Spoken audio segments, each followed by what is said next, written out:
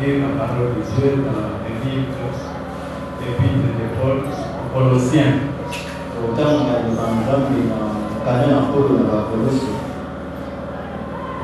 qui suivent sur notre forum, nous avons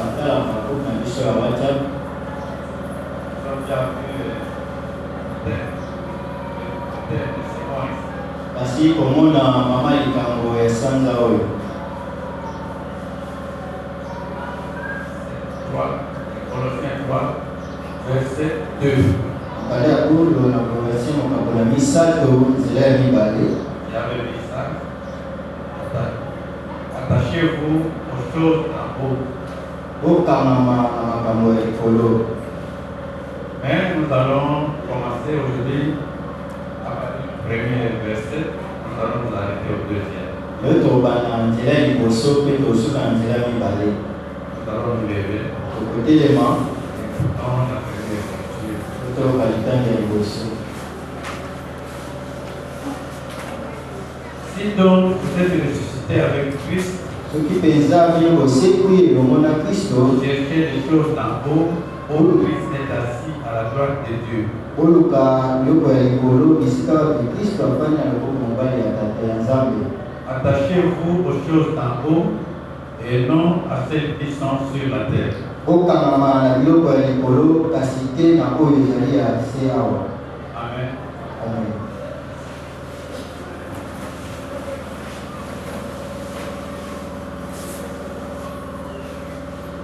Si vous êtes ressuscité avec Christ, c'est que quelque part, on est mort aussi avec Christ.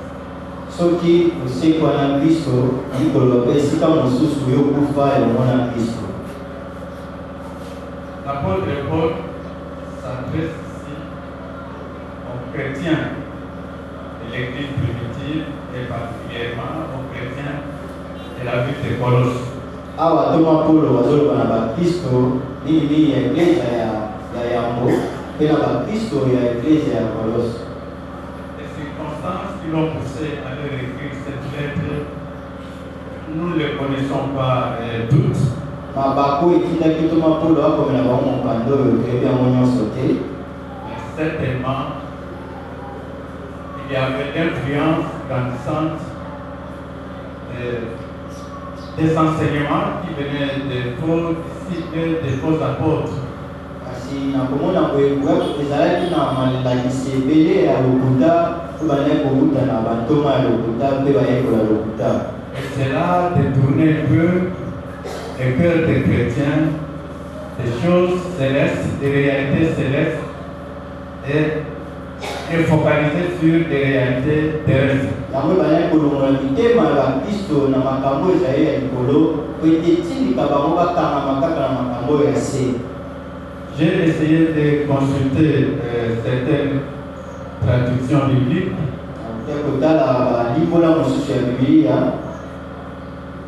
Attachez-vous aux choses d'en haut. Ailleurs, dans d'autres versions, on parle de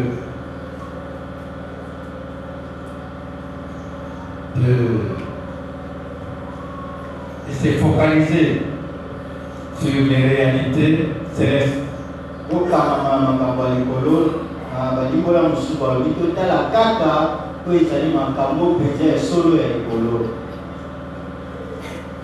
De vivre bien que n'étant pas encore là les réalités du ciel.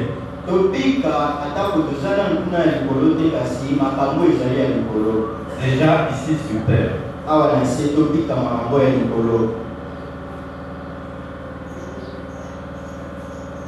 S'attacher aux choses d'en haut. Et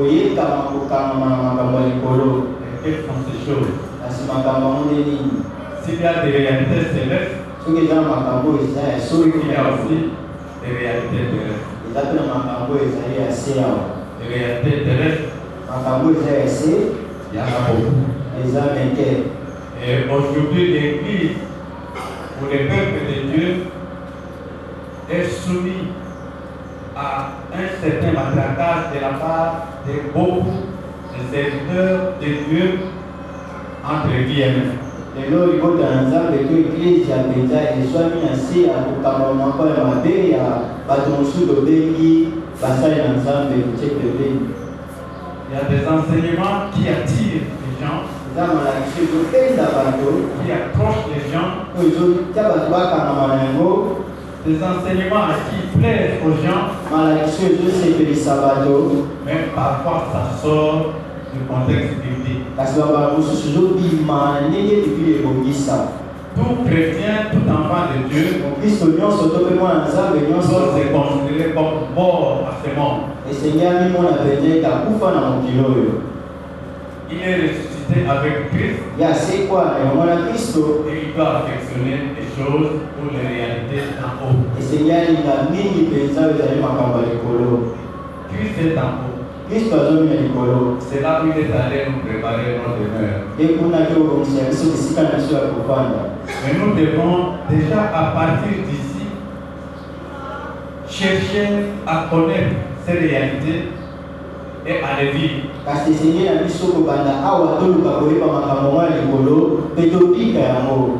Mais revenons d'abord ici sur terre. kasi tozongi na awa na se Qu'est-ce que nous remarquons, nini tozososola même dans les milieux chrétiens, atako na kati ya bakristo, une forte attraction vers les choses du monde. kobendama mpenza ya bakristo na makambo ya mokili. Même dans nos prières, ata na balosambo na biso, parfois nous nous acharnons à demander des biens terrestres. biso tokendaka mingi kaka kosenga biloko ya se na moya. Oui, Dieu nous dit de lui demander tout ce dont nous avons besoin. solo nzambe alobi tosenga ye mai nyonso toza nango kosenga.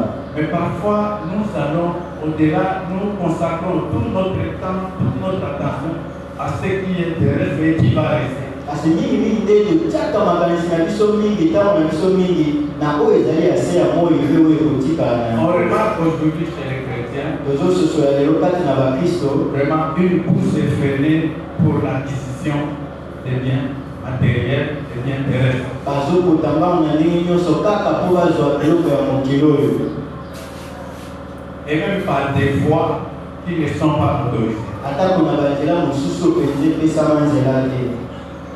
Dieu ne refuse pas d'avoir des biens ici sur terre. ntango boyi te ete tozala na bozwi awa na se na moi, Mais il nous dit de nous contenter de ce que nous avons, donc de ce que lui nous donne. abi tosepela na oyo ye apesi biso oyo toza na De yango, ce que nous obtenons d'une façon honnête. na oyo tozwi na nzela ya lima, De ce que nous méritons. na oyo mpenza tobongi na yango tozwi na ndenge na biso moko.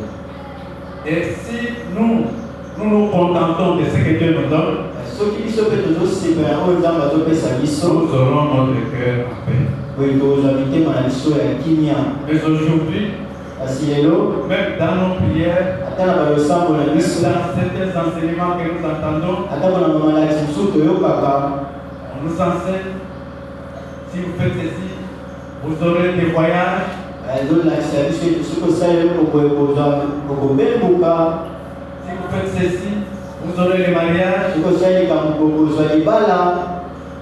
Ceux qui ont besoin de voyager ou de prospérer dans les affaires, venez, prions, faisons ceci. ino bolingi kokende mpenza bofuluka bobembuka boya mpenza tobondela awa. Et les chrétiens aiment ce genre de choses. Les chrétiens d'aujourd'hui, yango nde bakristo ya lelo baza kolinga nde makasi yango les wana. chrétiens de notre époque, bakristo ya eleko ya lelo, les voyages Dieu les donne, libembo nzambe apesaka même à ceux qui ne les connaissent pas. ata na bao bayebi ete.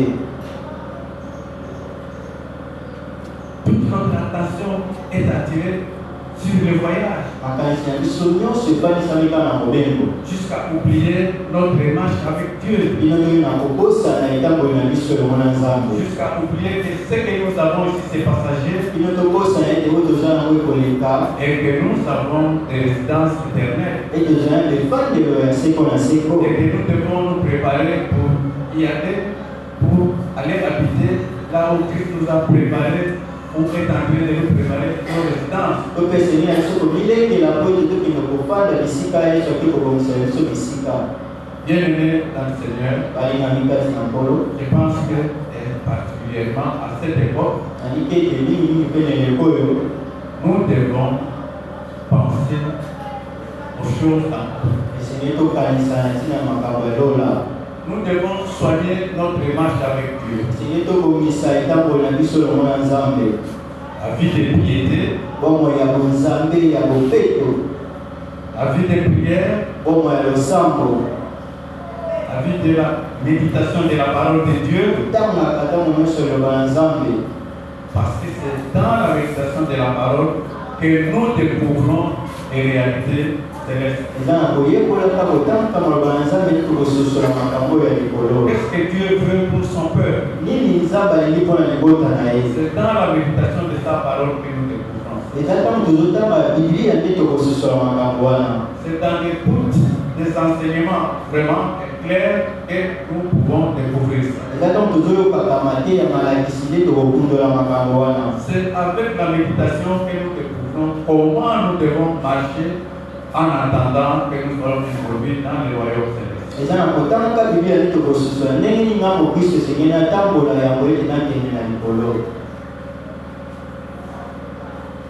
Quand je louais sur le Koubé,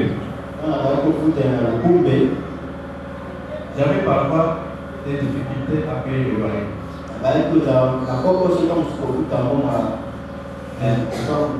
Mais j'avais un bailleur qui avait sa philosophie de voir les choses. Quand il venait chercher son argent, il me posait la question: Pasteur, vous avez combien? Vous avez mon argent? Je dis: bon, c'est pas encore complet. Tu as combien? Je lui dis le montant. Donne-moi ça, nous allons poser. Parce que si je laisse ça, tu vas consommer. Je sais que Dieu est serviteur de Dieu, tu ne vas pas fuir avec mon argent. Alors un jour, il conclut lui-même, il me dit: n'est-ce pas vous qui nous enseignez que les dieux de ce monde vont rester?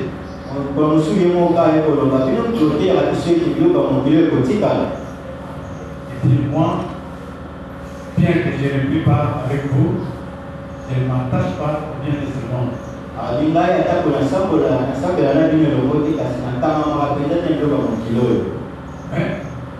je viens chercher mon toit. Et je me contente de ça.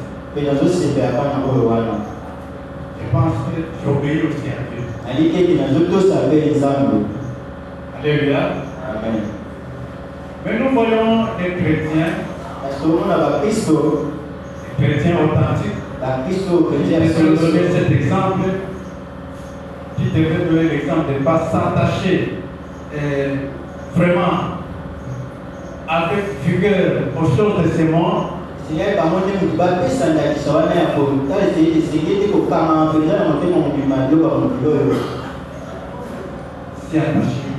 très fortement.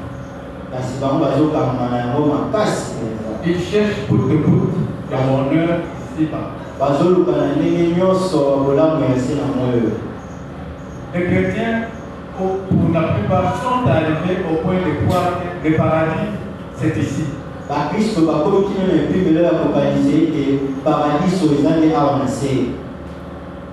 Donc, tout faire pour avoir tout ici.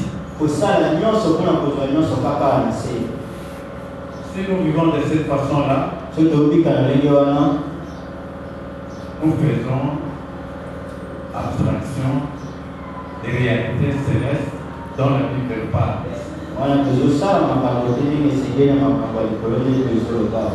Nous devons mener une vie de piété et nous devons nous engager d'une façon ou d'une autre pour le service divin.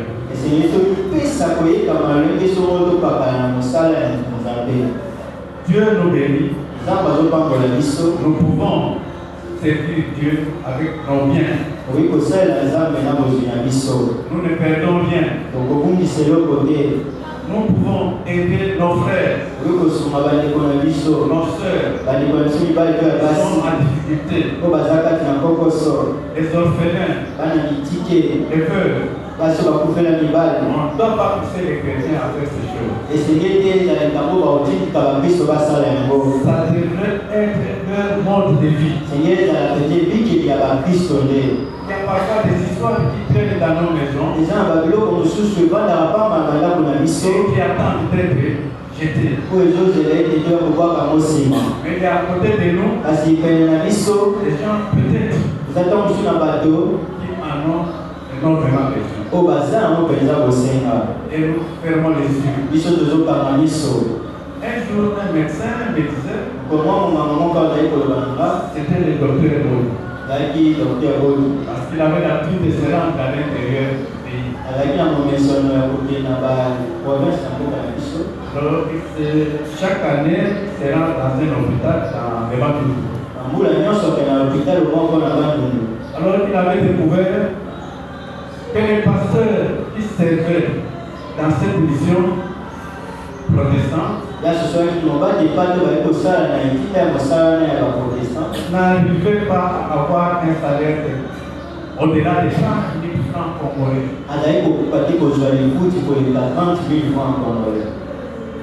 Un pasteur. Alors Dieu lui avait mis à cœur, chaque fois quand il revenait ici,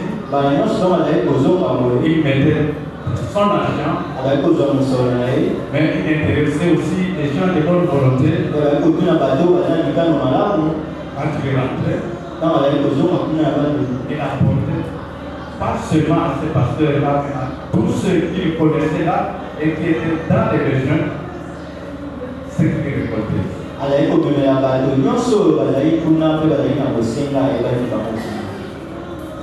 Et il les faisait aussi dans le Congo central. Vous et moi, nous pouvons aider ceux qui sont vraiment dans la disette, dans les dénuements, avec les surplus que nous avons dans nos besoins, que nous avons dans nos maisons.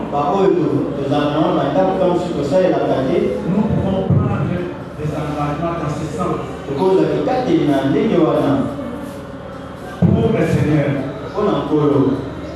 Amen. Pas seulement les pasteurs, pas seulement nos frères et sœurs qui sont dans les besoins, mais il y a aussi d'autres personnes qui ont besoin de notre soutien. C'est ce que Dieu veut pour ceux qui veulent aller dans son royaume.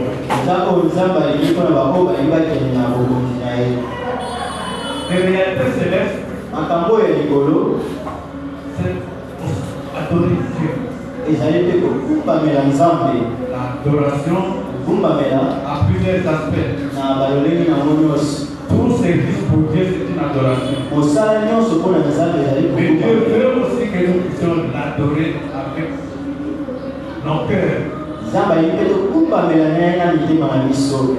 avec nos voix, avec nos âmes. Nous adorons Dieu dans notre cœur, mais nous devons aussi l'adorer avec des choses ou des actes, des actions visibles. C'est ce que Dieu veut. Quand nous serons au ciel, dans la présence de Dieu, et parce que tout notre temps, nous le passerons dans l'adoration, dans la louange, dans comment notre façon de glorifier notre Créateur, notre Sauveur. Dans le livre d'Apocalypse, nous voyons les différentes personnes ou êtres qui sont décrits dans ces livres.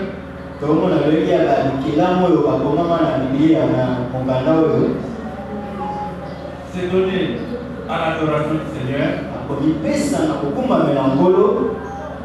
C'est donné à la louange du Seigneur. se donner à la célébration de Dieu. Et c'est pour ça que devant Dieu, ils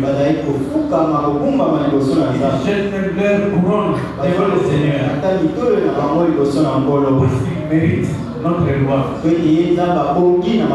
Ils méritent notre adoration. Un jour, je me disais, Seigneur, ces gens-là ne se fatiguent pas.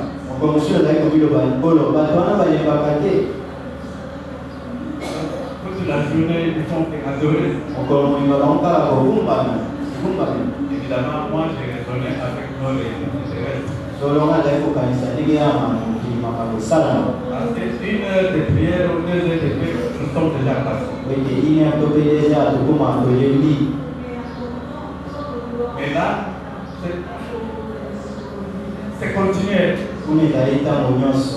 Alors, commençons à le faire déjà. Combien de temps passez-vous dans la présence de Dieu? Même dans ta maison. Même avec ta famille. Combien de temps tu passes dans la présence du Seigneur? Au milieu de la nuit, quand tu te réveilles, à quoi tu penses? Tes pensées vont à qui? À la journée qui se pointe, ou bien à Dieu d'abord? Dieu nous a acquis entièrement pour lui. Nos pensées, nos corps, tout c'est pour lui. Alléluia. Amen. Notre première réflexion quand nous nous réveillons, c'est Dieu. Mais pas ce que je vais manger, ou la visite que je dois rendre à quelqu'un. Mais d'abord Dieu. C'est pourquoi Jésus dit, cherchez premièrement le royaume des cieux et la justice de Dieu, et toutes choses vous seront données de suite. La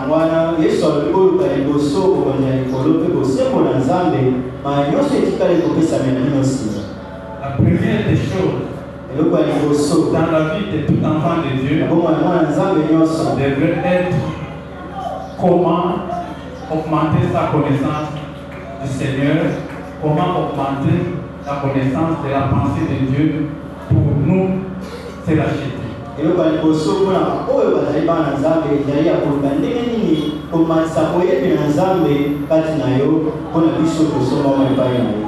Comment nous devons marcher? Et Dieu, quand il nous révèle sa pensée,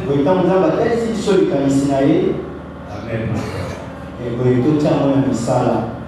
Nous ne devons pas nous contenter seulement d'écouter, mais nous devons aller à l'action.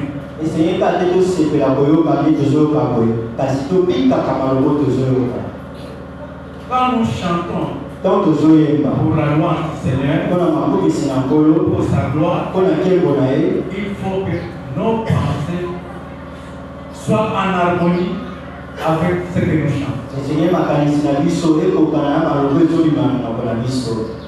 Mais souvent, nous chantons pour la gloire de Dieu,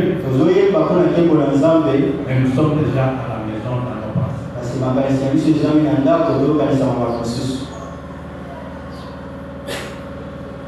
Parfois, nous sommes dans l'église censés adorer Dieu, mais nos pensées sont en voyage.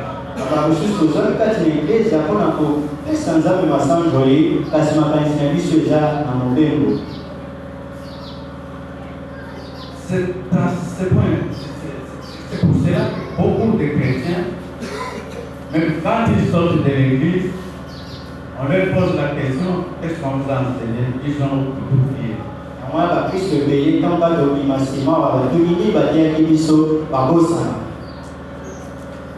Je me souviens, nous étions encore à Douarou,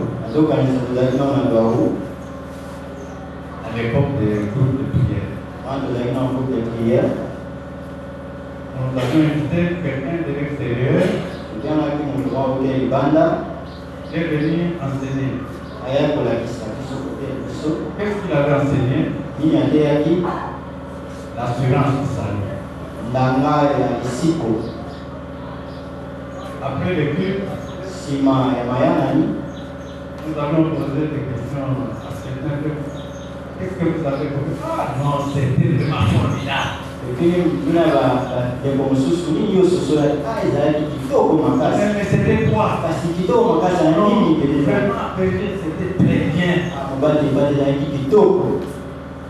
Mais c'était quoi? Kitoko wana peut-être ezali nini. Et pourtant, cet enseignement, c'est un enseignement qu'on donne comme affermissement dans l'église. Donc, quand même, Est-ce que ces frères étaient ensemble avec nous dans l'église? Physiquement, il était là, mais son esprit, ses pensées n'étaient pas là. Donc, tout ce qu'il a retenu, c'était formidable. Et qu'est-ce qui était formidable? Et beaucoup même parmi nous aujourd'hui, quand ils vont sortir d'ici, ils ne sauront même pas dire quelques temps après, nous avons lu que des livres de la Bible.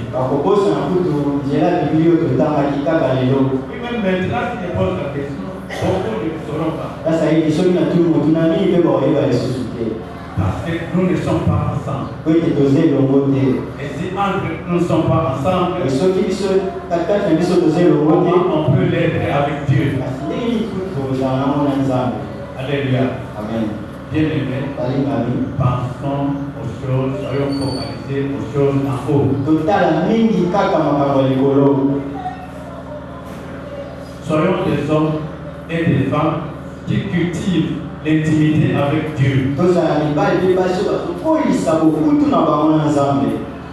Soyons des hommes et des femmes qui, quand nous entendons des prédications, nous les discernons parce que nous vivons en intimité avec Dieu.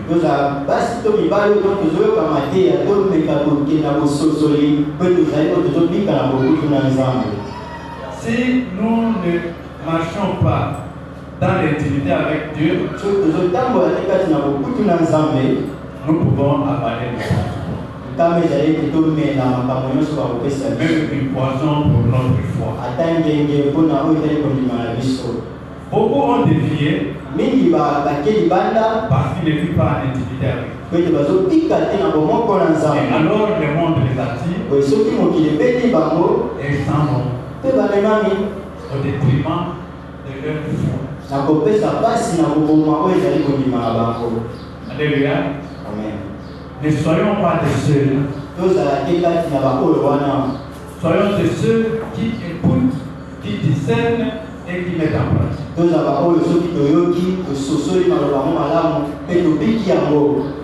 Même ce que nous enseignons ici, quand nous sommes devant, tout enfant de Dieu est appelé à aller vérifier. Nous devons discerner même les enseignements que nous recevons. Alléluia. Amen. Alléluia. Amen. Oui. Ne soyons pas des personnes qui avalent tout le monde. Il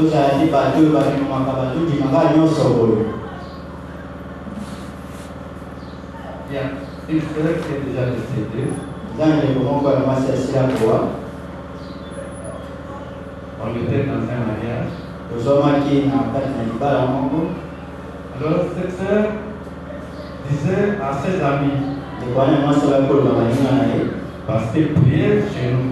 Mais à ce moment, elle était déjà partie. Alors elle disait à ses amis, c'était à l'époque du groupe de prière. Elle dit, mais à toi, nous appelons à toi. Ces gens-là, quand vous enseignez, ils vous regardent, vous pensez que ce sont des gens qui ignorent.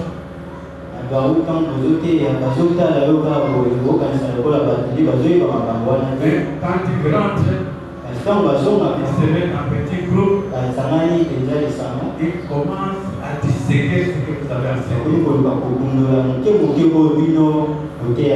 Moi, je suis parti de là. Je suis parti de ces groupes de prière. Mais je suis parti avec ce qu'ils ont semé dans ma vie. Dans moi, je l'ai plaisir d'entendre ça. Alors, c'est toute une université de la parole. Je ne sais pas si je peux confirmer ça. Mais si nous voulons être vraiment des étudiants de la parole de Dieu, si on peut nous qualifier des universitaires de la parole de Dieu, nous devons écouter attentivement et mettre en pratique ce qui est biblique.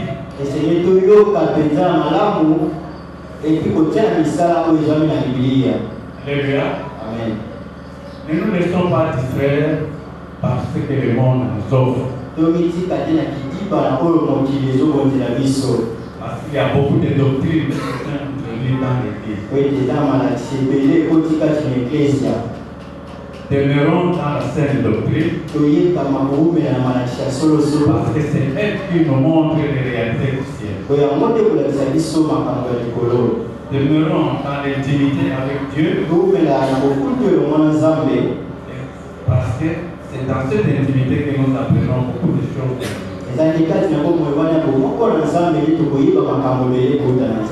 Ma prière est que nous puissions tous croire dans la puissance du Seigneur.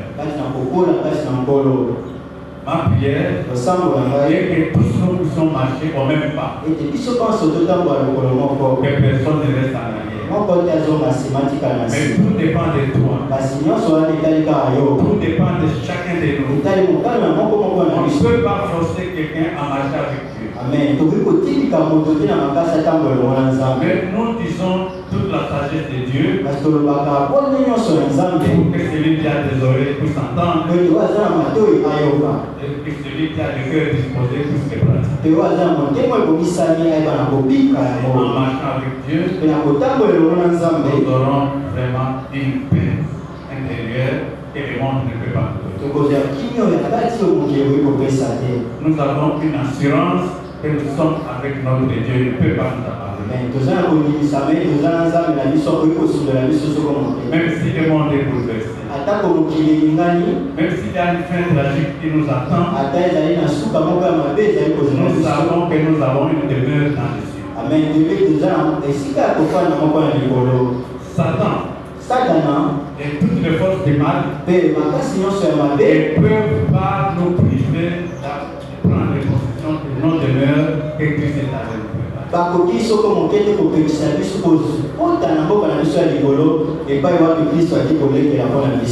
Oui, mon frère, ma soeur,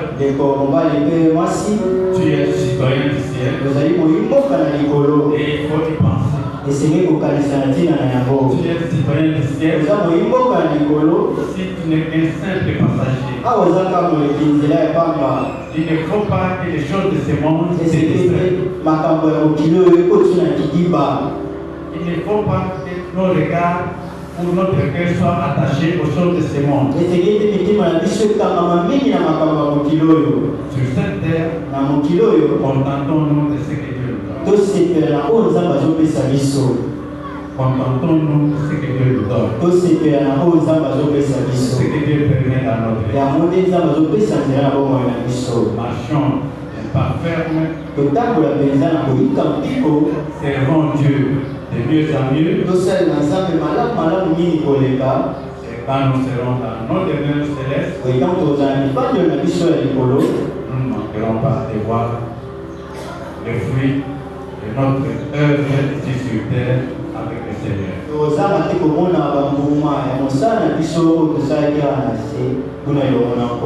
Amen. Amen. Et le Seigneur continue à nous aider pour que nos regards soient fixés sur les réalités célestes Oui, et puis surtout dans la caca, oui, ça y est, ma caca, Nicolo. et que nous détachions de plus en plus des réalités terrestres. Et tout cas, voilà, la mini-mini, la macambo, et c'est la moyo. Amen. Amen.